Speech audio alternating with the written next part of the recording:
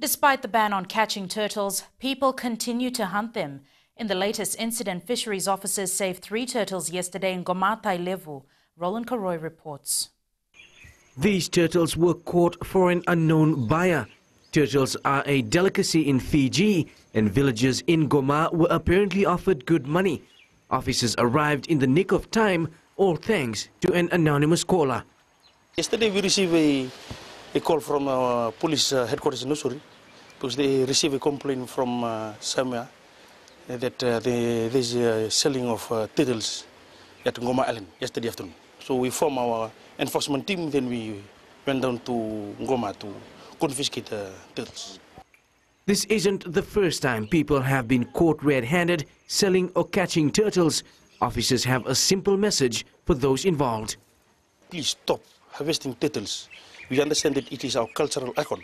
Please do save them, because it is going to extinction, and we save some for our future generation.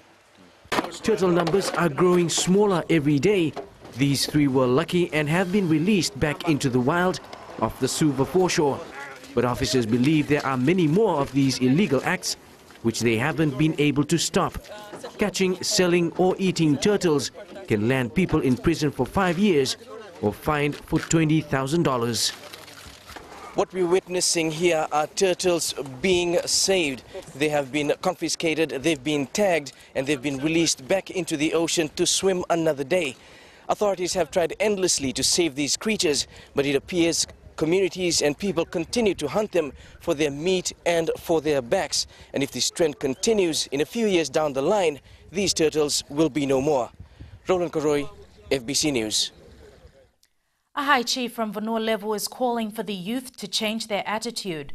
Tui Maduata Ratuai Sea Katoni Vere claims that young people in his province are lazy and not performing their traditional duties. Eleanor Turangaiviu has more. Youth in village settings have an important role, carrying out tasks handed down by the chief. But youth in Maduata are ignoring their responsibilities. The youth, to my understanding now, have a gap in performing the traditional duties that were performed during the few years ago. It is an alarming trend that has been witnessed here in Vanua Levu. There's a simple reason for this, and one that's been hard to tackle. Too much grog drinking has been blamed for the lax attitude. Groups are always waiting for a chance to indulge in chasing and drinking. Where there is a visitor or it is a worry, and we are trying to think of exercises to address this social evil that is prevailing here in the Vanua Levu. Ratu Aisea says this could also be an example of human rights ideals clashing with traditions and culture that remain deep-rooted in the Itoke society. Apparently, youth are ignoring their responsibilities because they don't feel obliged to follow chiefly directives. We appreciate individual freedom. Always saying is that individual freedom to be exercised in towns and cities. While saying that, we acknowledge the government's stand on universal suffrage and the unnegotiable clauses in our 9 pillars of the Charter. Youth Minister William Menaupoto says traditional culture and modern settings have their pros and cons. He says youth must be empowered so they can willfully carry out their traditional roles while still living in modern Fiji.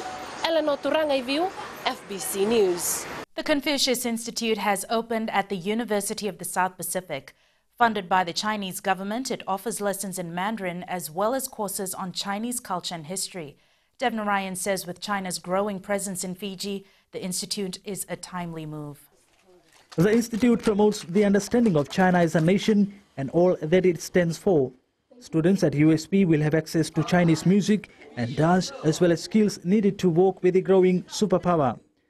Being an expert in languages other than your official language and mother tongue will be a bonus for students who intend to work at diplomatic institutions or foreign missions in the future, and of course in any other field where a knowledge in another language is required. The institute will also train locals who teach Mandarin in high schools around Fiji. With over 3,000 institutes around the world, the Confucius Institute prides itself as educational institute of global fame. The Confucius Institute not only teaches teaches the Chinese language, but also provides a platform to learn about China and his culture. Students learning Mandarin at USP have already been roped into the institute. Devnarayan, FBC News.